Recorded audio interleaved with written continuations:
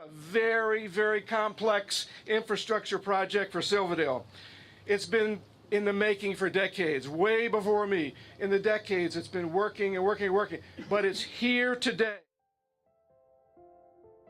Less than a mile from Kitsap County's largest mall, Bucklin Hill Road's two-lane roadway carries 20,000 vehicles a day across Dyes Inlet in and out of the heart of Silverdale. For decades, Dyes Inlet and Clear Creek was restricted by fill and two 72-inch culverts limiting fish passage and the exchange of sediments and nutrients between the freshwaters of Clear Creek and the saltwaters of Puget Sound. Prior to the bridge construction, Puget Sound Energy installed 8 new transmission poles, 115 feet tall, as old poles had to be moved to make room for the widened roadway. The project team attended numerous events and meetings, spreading the word of the closure and promoting the Scout Your Route map made available to all businesses in Silverdale. This project required extensive public outreach because of the closure of the roadway while the 240-foot multi-span 4-lane bridge was constructed and utilities installed.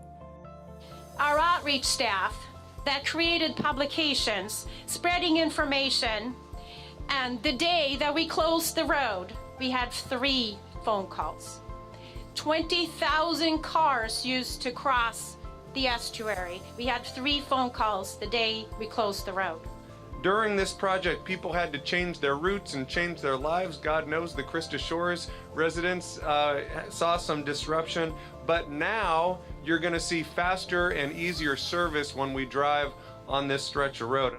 The road closed July 1st, 2015, and Granite Construction, the prime contractor, began work on the project. 5,600 cubic yards of roadway fill were excavated from the estuary. 16 shafts, 4 feet in diameter and up to 60 feet deep, were drilled to support the cross beams for the bridge's deck. 30 concrete girders, 80 foot long, were placed to form the bridge's foundation, as well as relocating, removing, upgrading, and installing 2,000 feet of sanitary sewer force main and 2,800 feet of storm sewer pipe.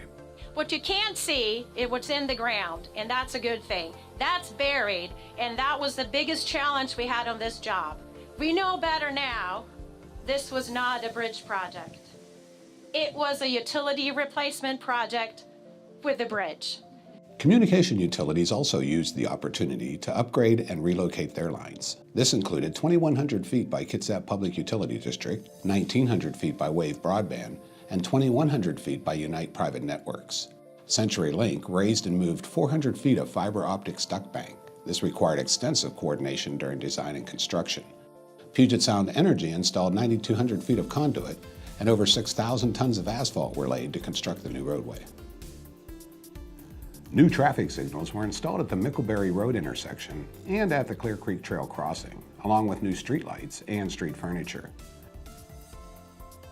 Once again, Dyes Inlet and Clear Creek returns to its natural exchange of fresh and salt water with Puget Sound, enhancing fish passage and nutrient exchange. You know, we are putting a lot of effort into trying to recover Puget Sound and recover our salmon runs, and this project is part of that.